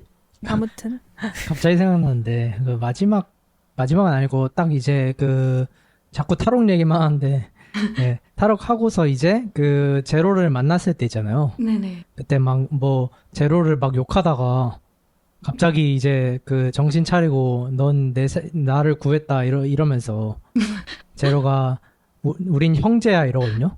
아, 그래서 약간 그거 보면서 뜨거웠었어. 이 녀석이 버르장머리 없는 놈이 형제 난 그렇게 생각했는데 되게 좋아하더라고. 그래서, 맞아요. 엄청 열린 꼰대 음. 역시. 딱짝꿍 너무 잘 맞았다, 둘이. 맞아. 저는 사실 그게 약간 저항이라고 말씀하셨는데 저는 조금 저항보다는 순수함이라고 생각해요. 순수한. 그러니까 본인이 뭔가 저항하고 싶은 게 아니라 그냥 본인은 아까 소수자성에서 얘기를 하셨는데 네네네. 본인은 그런 순수함을 지키고자 했을 뿐인 거예요. 개인으로. 한 명의 개인으로서. 근데 사실 전쟁이고 그리고 거짓말을 한 사람들은 살아남았거든요, 다. 여기서 죽은 사람들은 다 순수한 사람들이에요. 뭔가 사실을 지키려고 했던 사람들. 구스타브도 마찬가지고 사실 그 변호사도 마찬가지고 그다음에 그럼요. 구스타브와 같이 탈출하려고 하다가 그 희생한 그 감옥 동료. 칼. 네, 네. 맞아요. 그 사람도 마찬가지고 여기서 희생을 당한 사람들은 사실 단순히 그냥 본인의 이야기를 하고 싶어하는 사람들이었거든요. 단순 뭐 이렇게 저항 정신이 강하거나 아니면 뭔가를 이뤄내고 싶어서 아니면 이득을 얻고 싶어서 그런 게 아니라 그냥 나로서 솔직하게 살고 주위에 있는 사람들과 행복하게 사는 것 그냥 그 정도인데 그리고 직업 윤리를 지키고. 맞아요. 네. 그리고 조금 과장되어 있긴 하지만 구스타브 같은 경우에도 사랑이란 말을 진짜 많이 해요. 자랑. 네, 그래서 아가사에 대해서 평가를 하거든요. 네. 제로가 만나는 사람이 있다고 이야기했을 때 그 여자가 어떤 사람인지 본인에게 꼭 보여달라고 하고 봤을 때 순수함이 남아있기 때문에 그녀는 사랑스럽다라고 이야기를 해요. 그래서 좋은 사람이라고 얘기하거든요. 그러니까 구스타브가 가장 중요하게 여기는 신념은 솔직함과 사랑이라고 생각해요. 그래서 그걸 지키는 게 본인의 신념이라서 아마 제로를 보면서 본인의 어린 시절을 떠올린 것 같아요. 그래서 자기도 한때 되게 이름 있는 로비 보이였다라는 이야기를 하고 저 나중에 이제 얘기를 해주죠. 네, 그리고 형제가 되는 것도 구스타브 나중에 성을 따라가잖아요, 제로가. 네. 그런 식으로 본인도 누군가에게 도움을 받았을 거고 본인이 누군가에게 그렇게 도움을 주는 것도 그래서 자연스러운 거고 그리고 제로도 굉장히 순수하잖아요. 사실 거짓말하면 좀 더 쉽게 모면할 수 있는 순간들이 되게 많아요. 감옥을 탈옥할 때도 마찬가지고 그리고 감옥을 탈옥해서 전화를 돌리잖아요. 네. 네, 구스타브라고. 네. 사실 거짓말할 수도 있고 그 사람들이 고발할 수도 있는 거잖아요. 구스타브를. 그렇죠. 아니, 그런 순간들이 되게 많았어요. 이 사람 이거 선택하면 살 수 있는데 약간 이런 순간들이 네, 그리고 조연들도 되게 많았고. 그리고 사실 어디죠? 그 귀족 가문에서 일을 하던 사람이 구스타브가 범인이라고. 레아스에도 네, 맞아요. 그 메이드. 맞아요. 네. 그 사람이 거짓말을 했을 때도 구스타브는 분명히 다른 사람이 시킨 게 분명해. 라고 이야기를 하는데, 어쨌든 본인과 연결돼 있는 사람들은 다 솔직하고 믿음 있는 사람이라는 걸 다 전제로 깔고 행동하는 것 같아요. 실제로 그래서 호텔에서 계속 전화를 돌리면서 다른 사람들에게 연결을 해서 구스타브가 탈출하는 걸 도와주잖아요. 네. 그런 것들도 솔직하고 신념 있고 그런 사람들만 구스타브는 인연을 맺고 있는 거죠. 그래서 그 주변 인물들이 사실 다 그런 인물들이어서 저는 물론 윤리적으로 구스타브가 뭐 사랑을 잘했냐라기에는 너무 많은 사람과 잠자리를 가지고 친구들과도 잠자리를 가지고 막 이렇게 얘기를 하니까 그걸 뭐 이렇게 바람직하다고 여길 수는 없겠지만 근데 그마저도 굉장히 솔직하잖아요. 그래서 그런 솔직함들을 계속 가져가는 게 구스타브의 신념이었던 것 같고 그게 또 소수자성이랑 연결되는 것 같아요. 사실 소수자성이면 이게 함부로 말할 수 있는 것들은 아니지만 솔직하지 못하잖아요. 네. 그래서 솔직하지 못해서 피해를 많이 받는 경우가 많잖아요. 그렇죠. 말하지 않는 게 이득인 경우가 많고 아닌 척 넘어가면 이득이 되는 경우가 많은데 구스타브는 그게 이득이 되든 아니든 그냥 다 말을 그냥 하거든요. 솔직하게. 음. 네, 그래서 저는 그런 구스타브의 아까 소연님이 말한 입체적이라는 말이 약간은 또 다른 의미로는 평면적인 거예요. 너무 솔직하니까. 너무 솔직하고 본인의 감정에 충실한 사람이니까 그게 다양한 행동 양식으로 나오는 거죠. 다른 사람의 시선에 신경 쓰지 않고. 그래서 그런 부분에서는 조금 독특하게 튀는 성격으로 보일 수 있는 것 같아요. 저도 이재님 말씀 들어보니까 네. 확실히 순수한 거가 공감이 되는 게 이제 구스타브가 좀 추구하는 그런 삶의 형식이 약간 귀족적이고 정근대적이고 약간 이런 거잖아요. 네. 근데 이게 요즘 잣대에서 보면 이게 품위가 있어 보이는 이제 양식들이니까 귀족적인 양식들이니까 품위라고 우리가 인식이 되지만 사실 구스타브는 어떤 새로운 시대의 어떤 그런 거를 빨리빨리 이제 캐치해가지고 이제 체득하지 않고 그냥 자기가 원래 살아왔던 그런 거를 그냥 그대로 접습하고 있는 그냥 그랬을 뿐이고 그거를 너무 그냥 솔직하게 그냥 얘기를 하고 그냥 막 티를 내고 눈치 안 보고 그랬을 뿐이었을지도 모르겠다라는 생각이 저도 들으면서 네 드네요. 네, 그래서 어쨌건 너무 공감이 가는. 네, 네. 그래서 저는 이 영화가 되게 좋았어요. 여러 의미로. 그리고 구스타브도 그런 솔직한 표현들을 하면서 대사들이 전체적으로 정말 필요한 말만 하는 느낌? 사실 저희도 알지만 음악도 필요한 것만 넣는 게 진짜 어렵잖아요. 아까 어떤 레스 댄 모어이라는 이야기를 하셨었던 것처럼 뭐든 사실 덜어냄의 이야기 제일 어렵고 그 덜어냄으로써 그게 또 충분해야 되잖아요.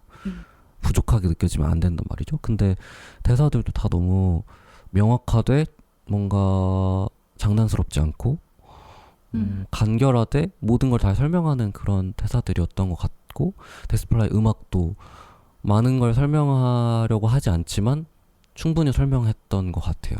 네. 있습니다. 그러면 이제 주제가 딥하게 아주 넘어간 것 같아가지고 바로 다음 질문으로 넘어갈게요. 그래서 최종적으로 이 영화가 주려는 가장 이제 핵심적인 메시지가 무엇일지 한번 간략하게 얘기를 나눠볼까요? 재룡님 먼저. 네. 그 마지막에 그 제로가 그 구스타브에 대해서 얘기를 하잖아요. 네. 뭐 그의 세계는 뭐 들어가기 전에 그가 들어가기 전에 이미 사라졌지만 뭐 환상을 멋지게 유지했다. 뭐 이런 얘기를 하는데 네.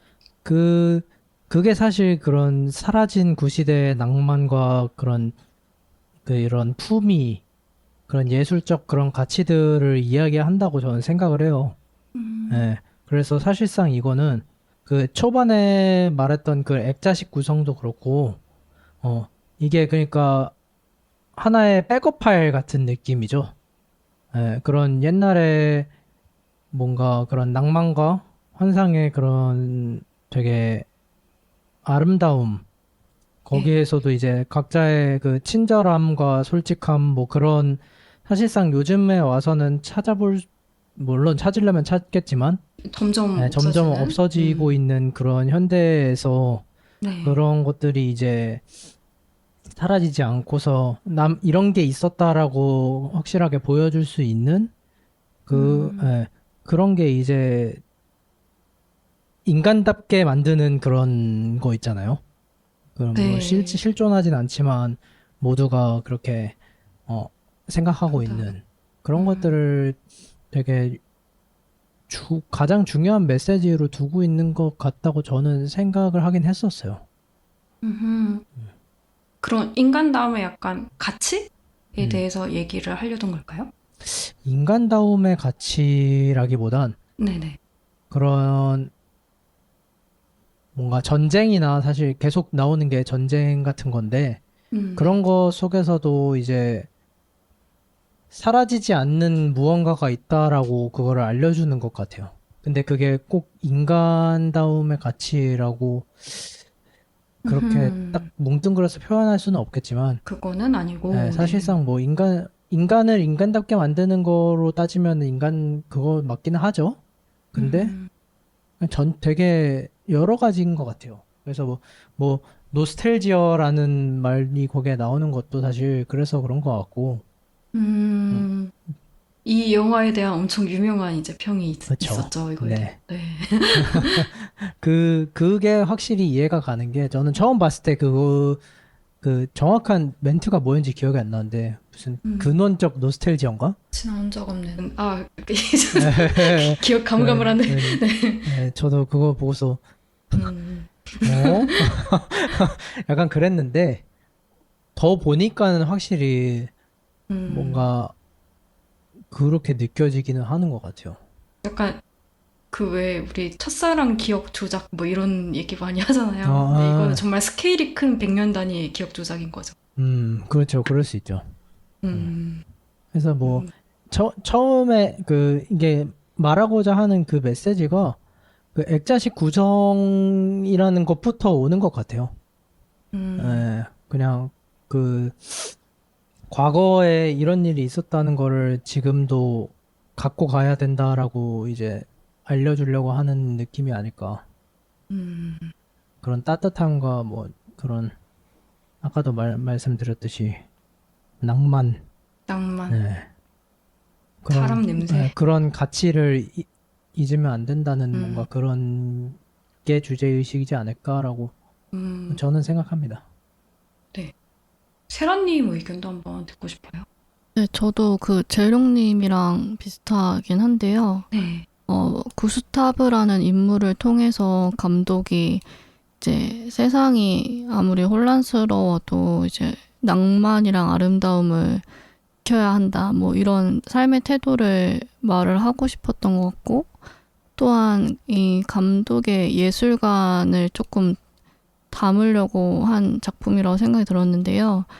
영화 마지막에 이 작품이 슈테판 츠바이크의 어제의 세계라는 소설에서 영감을 받았다고 이렇게 밝히잖아요. 그래서 이 감독이 앞에 얘기해 주신 것처럼 과거의 문학에서 영감을 받아서 새로운 예술로 이제 이어지고 만든 것처럼 예술이 하나의 현재에만 머물러 있는 게 아니고 이전에 있던 과거와 이제 다음 세대 뭐 이런 게 연결되어서 표현되는 거를 얘기하려고 한 건 아닌가라는 생각을 했었습니다. 스테판 스바이크? 이 작가가 실제로 오스트리아 쪽에서 태어나서 브라질에서 사망을 했더라고요. 네. 이제 이 작가도 다시는 돌아오지 못했다라고 이제 남미로 가가지고 유럽으로 다시는 돌아오지 못했다고 암시를 하는 걸로 봐서 어느 정도 모티브를 따온 것 같아. 네네. 네. 다른 분 얘기하실 분 있으시면?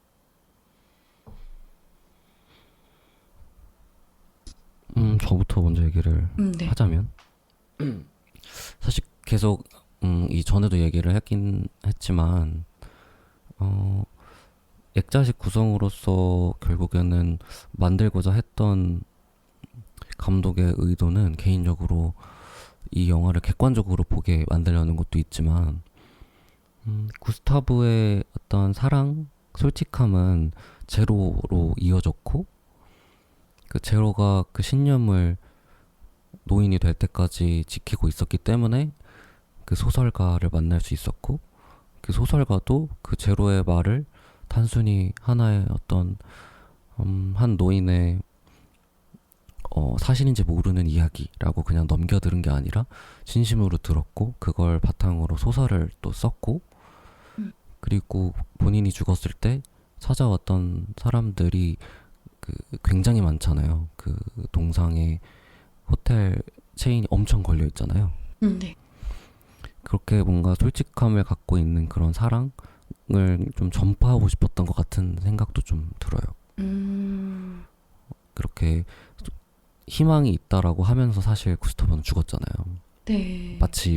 마치 예수님처럼 희망과 사랑을 전파하기 희생한 것처럼. 네, 비장하죠. 맞아요. 네. 그리고 그 마음이 사실은 그 당시에는 죽음이었겠지만 지금 와서는 정말 그 수많은 사람들이 그 작가에게 사랑을 보내고 있는 것처럼 시대가 지날수록 마치 문어발이 사랑으로 이렇게 퍼져나가는 거죠. 한 명의 사랑이 두 명의 사랑이 되고 두 명의 사랑이 네 명의 사랑이 되고 그렇게 계속 뻗어서 나가면 그렇게 좋은 감정으로 사람들에게 전달이 되고 그게 또 다른 사람들에게 더 많이 전달될 수 있다는 이야기를 하고 싶었던 게 아닐까. 그러니까 지금 당장 의미 없는 어떤 행동과 신념으로 보일지라도 그게 본인이 갖고 있는 게 맞다고 생각한다면 계속 그렇게 전파를 해나가면 좋겠다. 뭐 그런 이야기를 하고 싶었던 게 아닐까 생각이 들었어요.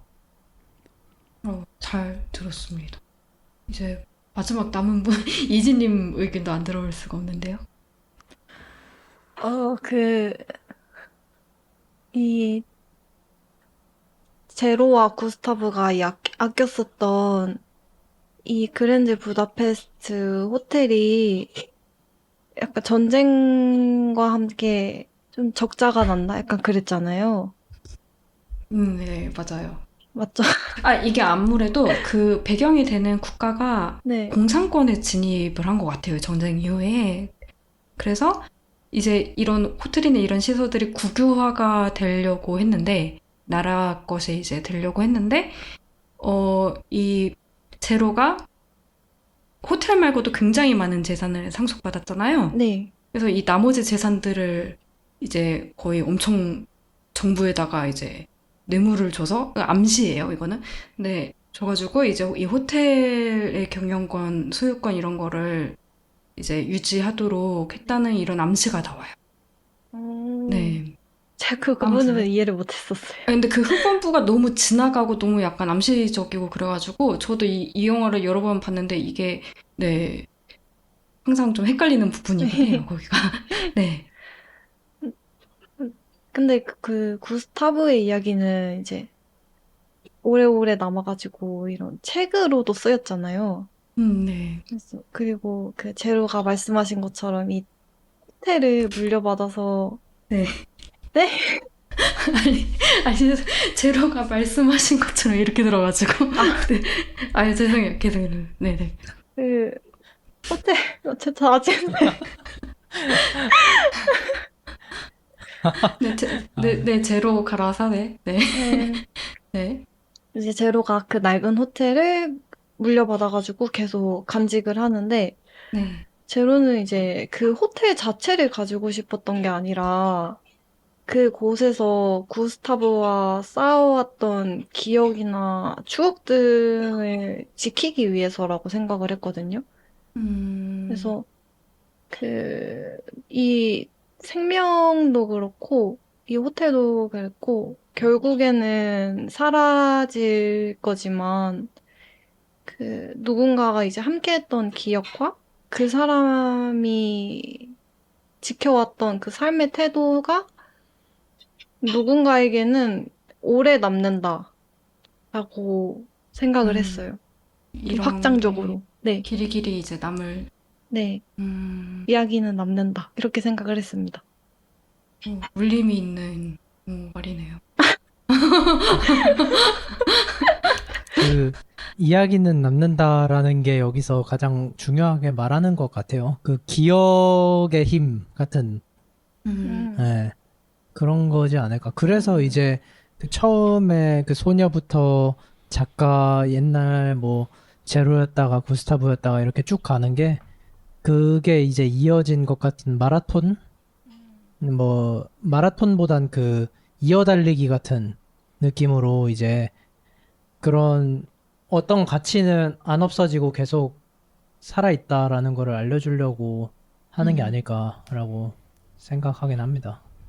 약간 이어서 말하자면 그 아까 제가 말씀드렸던 것처럼 그 사실 제로가 그 재산을 탐했다면 사실 그 작가는 그랜드 부다페스트 호텔에 올 수 없었겠죠. 그렇죠. 그것도 다 국가가 가져갔을 거니까. 맞아요. 근데 제로는 그 호텔만은 그 적자투성이 호텔에 남겨놓고 싶었던 거고 본인은 음. 쪽방에서 자더라도 그러니까 그게 그런 솔직함과 어떤 마음을 잊지 않고 간직한다면 이게 나중에 사람들에게 좋게 영향을 끼칠 수 있어라는 그런 의미이지 않을까. 음. 음. 그러면 마지막으로 이 영화에 대해서 오점 소연님 점- 얘기해 주셨어요? 네. 네? 전 하셨나요? 넘어가도 괜찮습니다. 왜 궁금한데요? 아 죄송해요. 아니, 죄송해요. 아니 소연님 제가 사실 이거 얘기해야 될 것 같은데. 비슷해서 네. 네. 앞에 다 한 내용 다 똑같긴 한데 아, 네. 저도 그냥 짧게 얘기하자면 네네. 요즘에도 사실 전쟁이 계속 일어나고 있잖아요. 그런 그 와중에서 사실 우리가 뭔가 그런 사회적 약자나 이런 사람들에 대해 조금 공감을 다시금 할 수 있는, 그리고 뭔가 이 구스타브가 계속 자기가 자기로서 조금 지키려고 했던 뭔가 향수나 이런 여러 가지 것들을 뭔가 포기하지 말아야 되겠구나, 그리고 약간 희망을 그래도 가지고 가야겠구나를 조금 다시금 느낄 수 있게 된 것 같습니다. 그래서 요즘 그냥 딴 얘기일 수 있긴 한데 네. 공감이 참 어려운 키워드인 것 같더라고요. 뭔가. 그래서 뭔가 이 영화로 우리가 뭔가 전쟁이나 좀 전쟁의 좀 참혹함이 좀 더 눈에 좀 많이 보였어가지고 영화 보면서 그런 부분에서의 그 메시지가 조금 와닿습니다. 빼먹어서 죄송합니다. 괜찮습니다. 네, 넘어가려고 했는데. 아니에요. 이제 저희 마지막으로 이 영화에 주는 점수를 얘기를 해볼까 하는데 저는 5점 만점에 4.5점 드리겠습니다.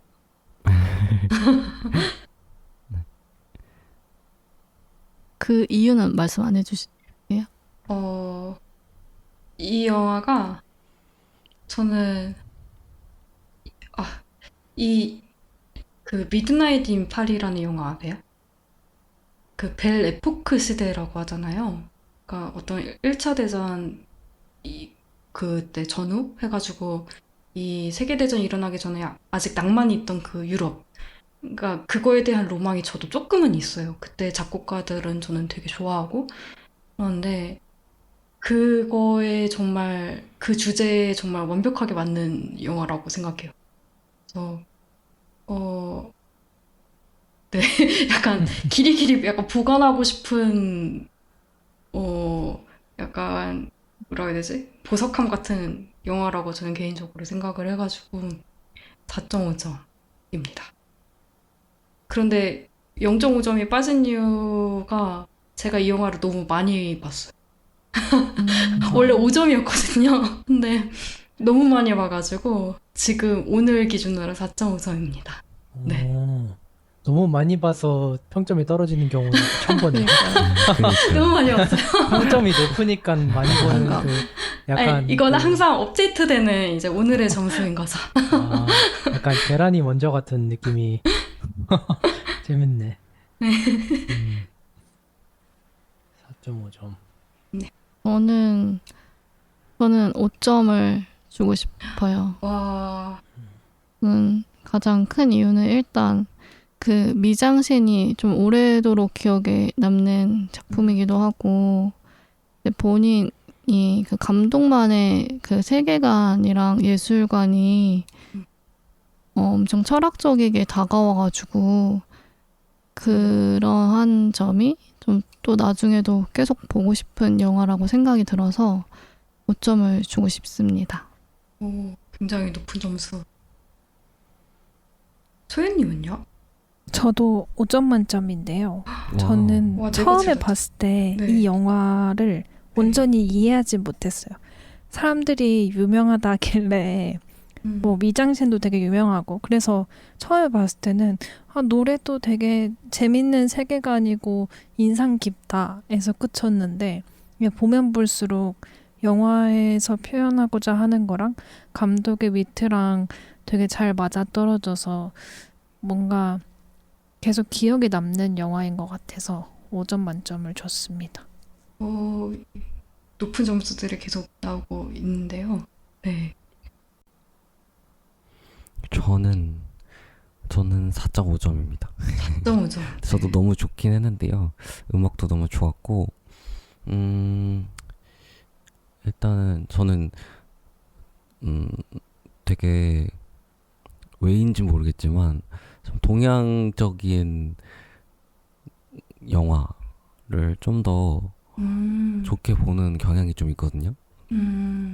언젠가 또 다루게 될 수도 있지만 뭐 괴물이라든가 아니면 또 독립 괴물 영화 영화에 중에서 대해서 네. 어떤 괴물 영화를 말씀하시는 건지. 둘 다 동양적이긴 한데 이제 고레에다 히로카즈. 고레에다. 아무래도 저를 잘 아시는 분들은 고레에다 히로카즈라고 생각을 하시겠지만 그 고레에다 히로카즈 감독 영화들도 그렇고 뭐 이창동 감독 영화도 개인적으로 굉장히 좋아하고 나홍진 감독 영화도 굉장히 좋아해서 그런 류가 제 취향이기 때문에 아마 5점은 그런 영화들에 맞아요. 조금 들어갈 것 같고 이게 취향적인 것 때문에 5점 만점을 채우려면 한 끝이 더 있어야 돼요. 맞아요. 그런 근데 게 있어. 저는 제 취향에는 조금 그런 부분이 더 있긴 하지만 사실 그런 영화들은 음. 2번, 3번 보면 마음이 힘들거든요. 너무 이제 들어갔구나. 몰입을 너무 많이 하기도 하고 감정적인 소모를 좀 많이 하다 보니까 왜 그런 거 있잖아요. 좋은 곡을 네. 일부러 아껴서 듣는 그런 사람들도 있잖아요. 너무 뭔지 알 것 같아. 너무 반복해서 들으면 노래가 나중에는 마치 레리코처럼 너무 좋은 곡인데 너무 자주 들으니까 그냥 하나의 어떤 그냥 음으로만 들리는 거죠. 그래서 아껴 듣는 곡들이 저도 있는데 그래서 그런 영화들은 사실 저는 제가 제 취향인 영화들은 이렇게 아껴 보거든요.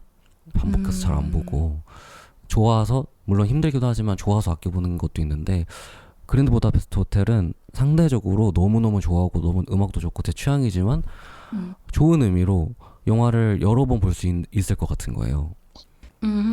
제가 이렇게 처음에는 구스타브가 어떤 인물인지 모르고 조금 좀 성적인 걸 밝히는 어떤 약간 독특한 4차원의 어떤 사람으로 영화를 봤다가 나중에 가서는 되게 솔직함을 지키고자 본인까지 희생할 수 있는 그런 사람이구나라는 사실을 깨닫게 되고 그러고 그런 입장에서 또 영화를 처음부터 보면 다르게 보이는 부분들이 분명히 되게 많을 것 같은 거예요. 영화적으로 음악도 연출도 계산적으로 만들어진 게 되게 많기 때문에 그런 걸 좀 뜯어보는 재미가 너무 좋을 것 같아서 N차를 해도 딱히 소모가 되지 않을 것 같은 그런 영화인 것 같아요. 그래서 저는 제가 그렇게 지금 한 5번째인가 보다가 0.5점이 너무 빠른 시일 내에 보신 게 아닌가 싶어요. 영화 나온 지가 그렇게 오래되진 않았잖아요. 너무 그쵸. 좋아해요. 제가. 거의 1, 2년에 한 번씩 보신 거잖아요. 그렇죠. 그러니까 그래도 뭔가 좀 그런 것 같아서 그런 의미로 좋은 것 같아서 열린 결말인 것도 좋고 다들 높은 점수를 주시고 네. 계시네요. 이진님도 몇 점 주실? 저는 4점 정도입니다. 4점. 네. 제가 미장센에 좀 집착적인 편이어가지고 그래요? 네, 일단 미장센이 너무 좋다 하면 3.5점 이상이고요. 보는 재미는 그런데- 있었어요. 약간 판타지스러움과 현실감? 그 중간에 딱 걸쳐져 있는 느낌이어서 네. 되게 색다른 영화로 본 것 같아요. 그런데 잠시만요. 그러면 미장센 점수가 높아서 4점이었다는 건가요? 아니면 미장센이라도 건졌다 약간 이런 느낌. 아니요. 근데 여기서 제가 그 1점을 딱 감점한 개인적인 이유를 말씀드리면, 네네네. 아까 말씀하신 몰입을 못하는 약간 그런 촬영일까요? 네, 그 장면마다 너무 예쁘다 보니까 진짜 개인적으로 내용에 살짝 집중을 못했어요. 그럴 수 있을 것 같아요. 그럴 수 있을 것 같네요, 그래서 진짜. 딱 1점 깎았습니다. 아니, 근데 이즈님은 그 계속 처음부터 보면 이게 확실히 리얼리티가 있고 그 현실적이고 약간 이런 거를 추구하는 성향인 것 같아요. 확실히 살짝 그래요. 좀 이 공감을 할 수 작품이- 있는. 네. 근데 저도 뭔지 알 것 같아요. 이게 너무 작가주의적이라고 해야 되나? 이게 너무 좀 인형극 같고 이게 너무 애들 놀이 같기도 하고 약간 이런 느낌이 들 수 있다는 거에 대해서도 공감은 합니다. 네. 그래도 4점이다. 네. 아, 좋아요. 마지막으로 재룡님. 저는 5점입니다. 와. 네. 아까 말씀드렸듯이 음악적 취향도 완전 맞았고, 미장센도 사람들이 미장센이 뭔지를 모르면 이 영화를 보면 될 정도로 이게 지금 거의 대명사가 되어버렸잖아요. 이 부다페스트 호텔의 그 핑크색이 맞아요. 그 씬, 그 스틸컷이라 그러나? 아무튼 그 호텔만 나오는 그 사진이 너무나도 유명하기 때문에 미장센이 뭔지를 모르면은 이제 저거를 보면서 알게 될 수 있는 그런 영화기도 하고 스토리적인 면은 뭐 사실 그렇게까지 막 엄청나게 고평가를 하지는 않지만 그런 카메라 전환이나 시점이나 그 수평 수직의 뭐 그런 완벽한 대칭이라든지 뭐 전체적인 면에서 다 되게 웨스 앤더슨의 최고작이라고 생각해요. 저는 뭐 에스터로이드 시티나 프렌치 디스패치 뭐그 웬만한 유명한 영화는 거의 다 봤는데 그런 애들은 많이 줘도 4.5인데 얘만 저는 5점이거든요. 최고점이다. 네, 이게 진짜 최고점인 것 같아요. 완벽했다. 네, 완벽했던 것 같아요. 네, 물론 어느 정도 면에서는 완벽하지 않을 수 있겠지만 뭐 평점이라는 게 사실 제가 완벽했다고 느끼면은 그쵸. 네, 그런 거기 때문에 그렇죠. 네. 저희 평점이 평균이 4.66666점이에요. 아주 진짜 고점인. 아주 고점이네요. 그러게요. 뭐 그리고 하나 네. 더 얘기하자면은 네네네. 아까 초반에 이진님이 이게 너무 약간 액자식에다가 그 삼자의 시선으로 보는 것 같아서 몰입이 안 된다고 하셨잖아요. 그래 저는 웬만한 영화를 그렇게 보기 때문에 더 몰입을 한 것 같아요. 그런 이건 생각도 못했다. 저는 뭐 영화를 보면서 인물에 몰입을 잘 안 하거든요. 네, 그래서 그런지 얘가 좀 더 이 웨스 앤더슨이 연출이 거의 다 이렇기 때문에 되게 잘 맞는 것 같아요. 뭐 그렇다고 뭐 완전히 몰입하는 영화를 안 좋아하는 건 아닙니다. 저도 하기는 하는데 변명 안 하셔도 돼요. 근데 저도 약간 그래요. 깊지 그러니까 않아요. 몰입이나 공감이라든가 이게 정말 드물어요. 그래서 원래도 그랬어가지고 이거는 어떤 부분인지 진짜 충분히 알겠는데 저한테도 이제 별로 차이가 없어서 맞아요. 이게 이런, 여기 F가 너무 많다 보니까 이게 변명을 하게 되는데 다시 한번 말하지만 저도 영화 보면서 웁니다. 나중에 어떤 영화를 보고 우셨는지 썰을 들어봐야겠어요. 근데 제가 잠깐 말하지만 영화 보면서 울어도 저는 여운이 안 남는 편이에요. 뭐 때문에 울었구나 하고 넘어가요 보통. 그게 무슨 또 말인지 모르겠어요. 다 그런 거 아닌가? 그래요? 그러니까 네, 난 영화 보는 도중에도 그러는데. 무슨 의미예요? 그러니까 뭐 제가 영화 보면 지금 딱 생각나는 게 제가 몬스터콜이라는 영화를 보고서 네. 울었었는데 네. 몬스터콜이 어떤 영화냐면 짧게 설명하기가 되게 어려운 영화인데 맞아요. 예. 아무튼 엄청 그 소년 슬픈 영화. 네, 예. 소년이 그 아픈 엄마를 잃어가는 과정에서 그 뭔가 그 아픔을 대면하고 치유해 나가는 과정이거든요.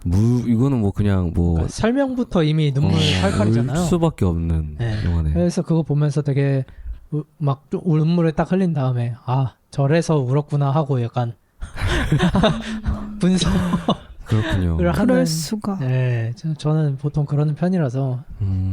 저는 그 영화를 보고 영감을 받아서 곡을 썼거든요. 와. 아, 그래서 나온 곡이 아마 아시는 분들은 있을 텐데 아무튼 아, 그래요. 네. 저는 그렇습니다. 좀 다르네요. 네. 너무 재밌다. 아무튼 그렇습니다. 네, 지금까지 영화 그랜드 부다페스트 호텔에 관해서 이야기를 나눠보았는데요. 사실 이 영화가 최신 영화도 아니고 아주 오래된 영화도 아니고 좀 애매한 시기에 나온 영화다라고 생각을 해서 걱정을 했는데 오늘 되게 많은 이야기를 나눌 수 있게 되어서 다행이라는 생각이 드네요. 네, 저희 다음 시간에는 각자가 생각하는 최고의 여름 영화라는 주제로 찾아뵙도록 하겠습니다. 감사합니다. 감사합니다. 감사합니다.